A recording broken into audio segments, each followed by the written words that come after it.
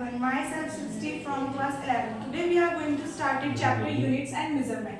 Units और measurement में firstly हम ये पढ़ेंगे कि फिजिकल क्वांटिटीज क्या होती हैं. फिजिकल क्वांटिटी वो होती है जिन्हें हम मेजर कर सकते हैं. जैसे कि हम टाइम को हम सेकंड्स में मेजर कर सकते हैं, टेम्परेचर को केल्विन में मेजर कर सकते हैं. और जो फिजिकल क्वांटिटी होती है उसके टू टाइप्स होते हैं. एक होता है फंडामेंटल क्वांटिटी, एक होता है डायरेक्ट क्वांटिटी.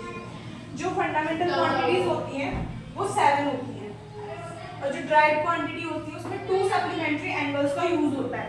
अब बात करते हैं डायरेक्ट फंडामेंटल क्वांटिटीज, जिसमें पहला लेंथ है, mass, time, temperature, luminous intensity, amount of substance, electric current.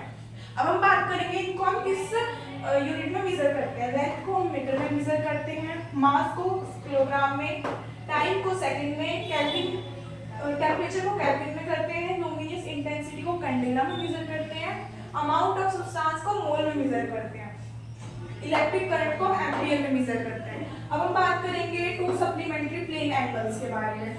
पहला होता है प्लेन एंगल जिसको हम रेडियन में मेजर करते हैं, और दूसरा होता है सॉलिड एंगल जिसको हम स्टेरेडियन में मेजर करते हैं.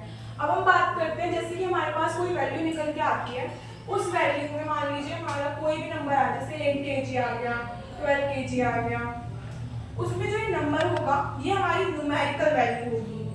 Numerical value.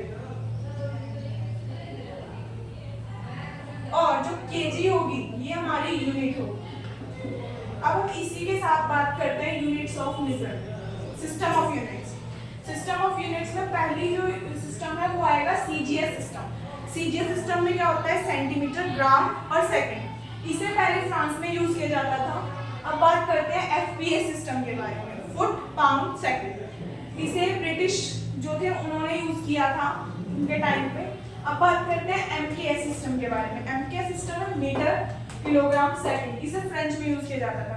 अब हम मान लीजिए किसी भी कंट्री में जाते हैं, उसका सिस्टम ऑफ यूनिट्स अलग होता है हमारे सिस्टम ऑफ यूनिट्स से, तो मेजर करने में काफी दिक्कत आती है. उसी को ध्यान में रखते हुए इंटरनेशनली एक्सेप्टेड एक सिस्टम बनाया गया, एसआई सिस्टम, जो मीटर, किलोग्राम, सेकंड इन तीनों में मेजर करता है.